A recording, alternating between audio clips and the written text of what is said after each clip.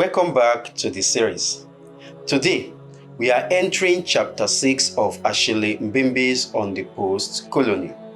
The chapter is titled God Phallus, and I know the title sounds intimidating, but do not worry, I will break everything down in clear and simple terms. What is Mbembe really saying? Mbembe is describing a type of power that behaves like a god. Not a god in heaven, but a government or leader who wants to be obeyed without questioning. A leader who reacts to criticism as an insult. A state that treats its own authority as something sacred.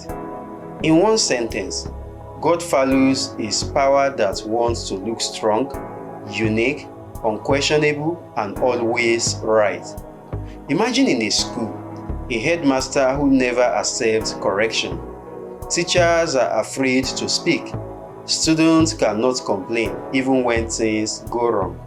Nobody is allowed to say anything. At that point, that headmaster has stopped being just a headmaster. He has become a sacred figure in the school. That is exactly the kind of power Mbembe is describing. How does this appear in real life? In a normal society, when leaders fail, citizens speak up. But when power behaves like a god, asking questions becomes disrespectful. Criticism becomes a threat. Accountability becomes rare. And gradually, people stop demanding answers. This is why Mbembe's work is still very relevant today. Let us use a Nigerian example. Whether you support Nnamdi Kanu or you disagree with him is not the issue here.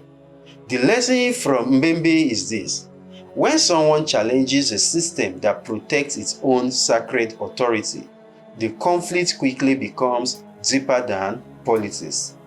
The state begins to defend itself the way a sacred shrine protects its ritual. The issue is no longer just about law.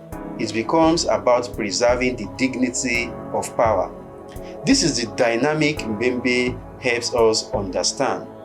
Think about the constant kidnapping across Nigeria. Niger State, Katsina, Kaduna, Benue, Kebbi. The pattern continues. A normal government would treat this as a national emergency. But when power takes a sacred posture, something else happens. Leaders speak in a ritualized manner. We condemn this act. We are working on it. We will bring the perpetrators to justice. But the cycle continues, and the people gradually learn to suffer in silence. This is a part of what Mbembe means when he says, citizens begin to coexist with power in a strange intimacy, what he calls the banality of suffering. Imagine a house with a leaking roof. Rain is falling inside. Everyone is wet. But nobody can talk about it because the father of the house says, "Are you trying to challenge me? Or are you trying to challenge my authority?" So the whole family sleeps in water. That is the nature of God Phallus power. Power becomes untouchable. Let me bring in a few voices. Frantz Fanon, you remember, reminds us that colonial governments used fear and violence to protect their authority. Mbembe shows how many African states continue this pattern after independence. Homi Baba explained how power creates cultures where obedience feels normal. This helps us understand why citizens sometimes tolerate injustice. Paul D. Williams, writing on security in Africa, says, some governments maintain systems that allow insecurity to repeat itself. This explains why crises continue without serious resolution. These scholars help us understand the wider pattern Mbembe is describing. Why did Mbembe use the word phallus? Do not let the word distract you.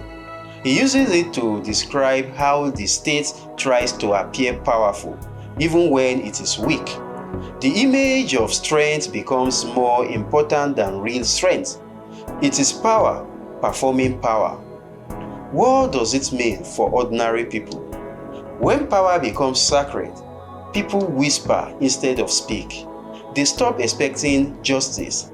They accept suffering as normal. They become numb. This is how nations lose their ability to demand better. Mbembe is not writing to discourage us. He's writing to help us see the pattern clearly.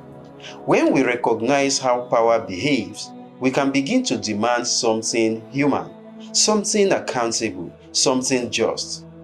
Thank you for listening. Join me in the next episode as we continue our journey through On the Postcolony. I remain your host, Osho Abiodun.